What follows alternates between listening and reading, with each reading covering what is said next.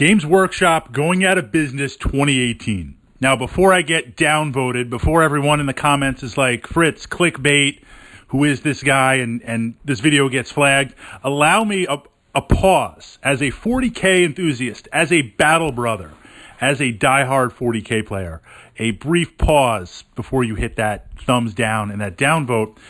One of the things that I do every year on my YouTube channel is post up, and on my blog too, post up kind of the state of 40K, where I see things going, kind of where I see the direction of the game going. Part of it is speculation. One of the things I've always said, the only thing better than winning games is complaining about them, is about discussing about them. So this speculation of what is the next edition of 40K going to be like? Are we ever going to get, yes, Plastic Sisters of Battle? Is there going to be another army? You know, at the time, Adeptus Mechanicus, it was like, GW, new army, Mechanicus army, never happened. And it's like, you know, boom, here it is and stuff. So tapping into the community and talking about glories to come, visions to come with 40K and Games Workshop and the hobby and the passion that we project with these models, with this narrative, with this story. And the title every year, because the first title, when I did this years ago, Games Workshop was in a lot of trouble. And there were a lot of people, they were burning through cash. The kind of leadership was taking 40K, their cash cow, you know, really down. Long live the old world, love Warhammer Fantasy. That was in a lot of trouble. Specialist games were gone. Black Library was keeping them afloat. And honestly, the licensing from Fantasy Flight Games for a lot of their stuff at the time was, I believe, you know, injecting that cash in there. Games Workshop might have been in trouble. Games Workshop going out of business. Well, how things have changed in 2018. So I'm keeping that title. But my take on Games Workshop right now is, even beyond this being the golden age of 40K, I see very little competition for Games Workshop. And allow me to kind of back that statement up. And in the comments, I would love to hear, besides clickbait, am I right? Am I wrong? And it'll be interesting to see as this settles in my YouTube archive, looking back a year from now, 2 years from now, was I correct? Were you correct? Games Workshop is producing tremendously awesome kits.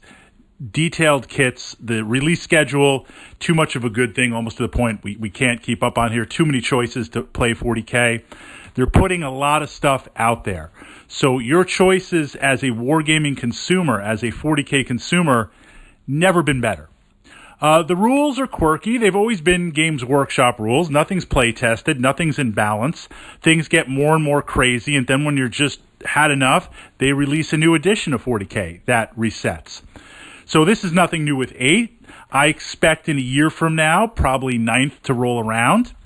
And 10 will be amazing because we'll just get like a giant X on there and it'll be fantastic.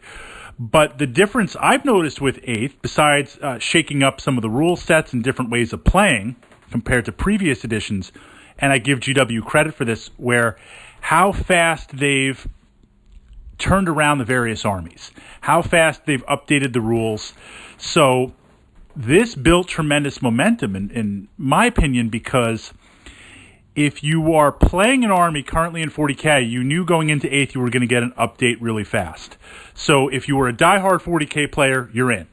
If you're kind of on the fence where you're like, maybe I'll bail out, maybe I'm not that sure, you're like, okay, it's a new edition, and they're going to update my army day one, release date, I'm in. They were also smart, and I believe Games Workshop learned, because they realized at some point you're going to want to start a second army. And if you're looking and saying, well, I'd like to start Dark Eldar, but they haven't had a codex release, I kid you not, in the past 15 years. 15 years. Why would I play Dark Eldar?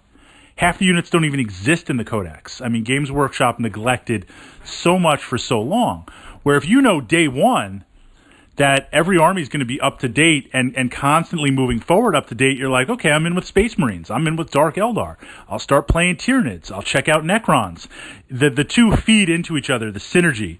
So you look and see awesome Necron models, and you're like, well, the rules are up to date. I'll go play Necrons.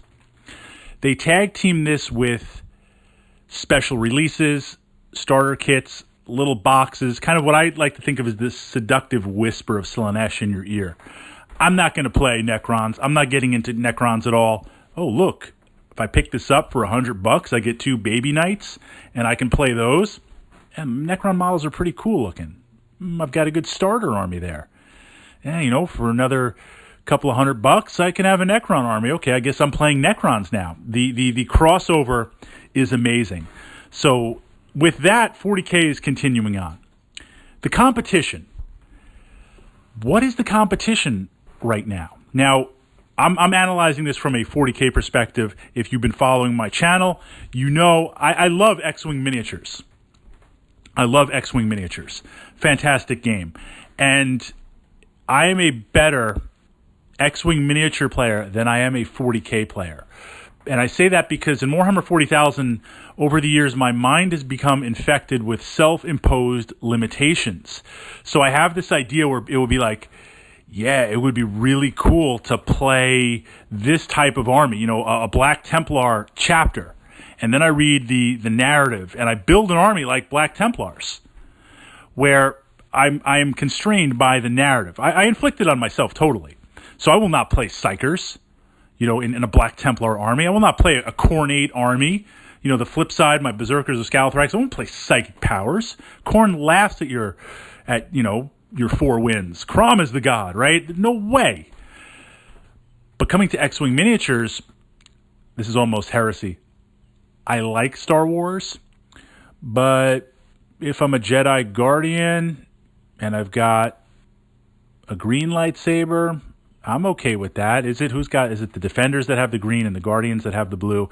I'm not going to get worked up if my lightsaber is a different color. I'm approaching it from a different perspective, no disrespect intended, where the Star Wars narratives, like I'm in 40K, they're like, that's heresy, Fritz, you can't do that. So when I come into X-Wing miniatures, I'm not bound by the lore. I'm not bound by the constraints. I'll just put down the most broken, crazy list and do that. The other reason I enjoy X-Wing miniatures and the way I play, it's either a completely broken list or I need a list that can generate the most Star Wars quotes. So it usually involves playing Vader or, other type of Han Solo and stuff. So just how many quotes can I belt out as we play across the series for the pilot I'm playing? That is actually my serious list criteria selection on there.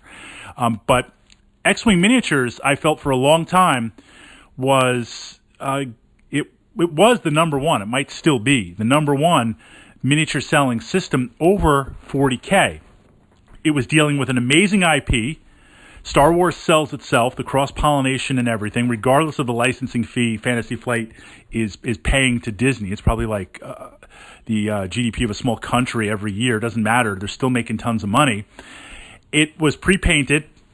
And at the time when X-Wing Miniatures was released, what's X-Wing been out now? About 5 years, something like that?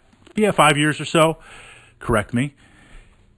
Games Workshop 40K was going down. Plus, we had Age of Sigmar they launched. We didn't know where they were going. Well, now it's the exact opposite. We're getting kind of burnt out on Star Wars, and I love me some Star Wars. And being a completionist, Fantasy Flight, I hope they put out stuff forever, but they're kind of running out of ships. That's why they had to make the jump to Armada, because they realized we can put out the epic ships. And I prefer the scale in X-Wing miniatures. I've played Armada, fantastic system. The thing that is saving me is that my good buddy is all in to Armada the same way I am for X-Wing miniatures as a completionist. So when I feel that Armada bug, I can just go and spend a day gaming with him, and he has everything, and everything's set up, and I have every ship that we need. But the scale for X-Wing, while I prefer it, you're limited. You can't throw down a Star Destroyer. They come up with, the epic ships, the baby Star Destroyer. I'm hoping they'll put out some more of those epics. But the scale was limited. What they can push, what they can sell is limited in scale and in scope. Now they're pulling in the prequels. They're pulling in other stuff. We finally got the assault gunboat. Where's the Naboo fighter? All that type of stuff. It'll be there. But the Star Wars universe is limited. And you can only sell so many ships. I see X-Wing miniatures starting to wind down a little bit. We're getting kind of burnt out. There's kind of collector's fatigue and stuff. I'm still in. I'll collect it forever. I'll be playing it forever. I need more ships. I need multiples of every ship. That's my own psychosis and challenge here I totally put on myself. But I feel like Fantasy Flight's got to shift something if they want to maintain that number one with X-Wing miniatures. You know, it was fine when Games Workshop was a little bit more lethargic, but now they're mean, they're lean, they're hungry, they're cross-pollinating, they're got the specialist games. Age of Sigmar is now firing on all cylinders. They've got, you know, the IP that they're leasing out to other things. They've taken the license back from Fantasy Flight. They're getting that secondary cash flow with re-releasing Talisman and Fury of Dracula and all the IPs from when they were a Games Workshop and not just really fully Citadel miniature focus on there. I see the state of GW, I was going to say the Titanic, not that they're unsinkable, but really in a powerful place to easily dominate, even with China Forge. Even 3D printing is still, in my opinion, mass 3D printing still a ways off, although apparently a good friend of mine, it's taken him a while. I mean, I'm following his work on his page. He's 3D printing an entire Stormtrooper suit, and it looks awesome. Now he's got to do some sanding and some filling. It looks insane. So the tech is there, but until I can go out to Staples and pay $50 for a 3D printer, we're not quite there yet. So even with the supposed dark shadows of 3D printing and China Forge chipping away, I don't see that stopping things. I don't see that doing things. I see Games Workshop easily, even if they screw everything up, next 5 years, dominating. What do you guys think? My prediction for 9th, we're a year out. I think 6-8 months from now, we're going to start hearing rumblings about it and reading things about it, and then they're going to be like, here you go. The biggest change that I see, and then I'm going to turn it over to you guys in the comments, I think Games Workshop is pushing towards unlimited models. They tried to do this years ago with Apocalypse, and they couldn't. So years ago, it was limited by a force organization chart and a point level. And they realized most people played at 1,500, 2,000 points, when points were the primary key. And you played Space Marines, that's it. So they came up with the idea, you know what, let's just play whatever you want. Have a big battle, play whatever you want. Throw your models down, who cares?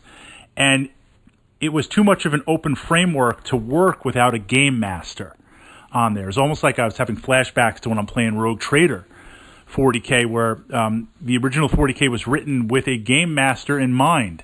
So he would reveal hidden units, or she would have terrain and pull pieces out and update mission briefings. That was the balance in the game, almost like a dungeon master or an overlord in there. Apocalypse didn't work. Then they came out with, okay, well, let's, sneak in 5th edition and 6th and stuff. Let's put in the allies matrix. So, your allies, but Tyranids can ally with nothing. And apparently they can't operate back then a Aegis platform to shoot the guns and stuff because you're Tyranids. You don't get that. And playing that, you could see they were trying to push this. Now we have... Then they push the detachments, they push the formations. They're always trying to push to the point where you just play whatever you want. The only thing restraining that is really the lore. And if you see where they're moving things, in my opinion, they're kind of destabilizing the Imperium. I think we're going to go kind of like a Holy Roman Empire type thing where you have Imperium West ruled by the Space Smurfs, Imperium East where you're ruled by the Emperor or what's left of the Golden Throne, and now orcs are maybe good this week, and next week they're bad, and Tyranids are maybe misunderstood, and Chaos might be trying to redeem themselves, like all this craziness where I think it will be in the next edition. You just put down whatever you want. That's it. You want to put down like Chaos Marines fighting with Imperium Marines, you make up the story, you do whatever you want. I can see them trying to complete that kind of Vader full circle, meeting up with Kenobi again and having that arc, possibly. Am I crazy? GW going out of business. 2018. We'll be back in 2019 to see this this vision of the dark gods, if it is true, or if it's just, I have no idea what the heck I'm talking about. But that's where I think 40K is right now. Where do you see 40K? Where do you see 40K going in the next year and possibly in the next 5 years? And do you think 40K has any competition right now? And how long is that competition going to last? Or how long before that competition sneaks up and takes over?